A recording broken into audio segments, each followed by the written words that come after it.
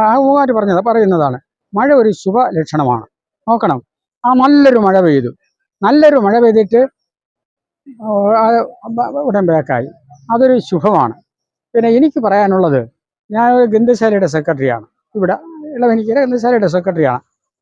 അപ്പോൾ എനിക്ക് പറയാനുള്ള ഒറ്റ വാക്കേ ഉള്ളൂ, നമ്മൾ ചാരം മൂടിയിരിക്കുന്ന തീക്കനലാണ് ഷിബു.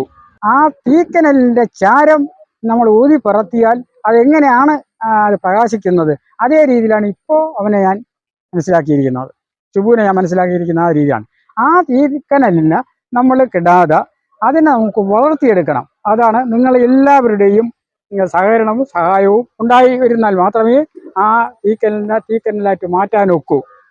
വാസ്തവത്തിൽ ഇത്രയും നമ്മൾ പ്രതീക്ഷിച്ചില്ല.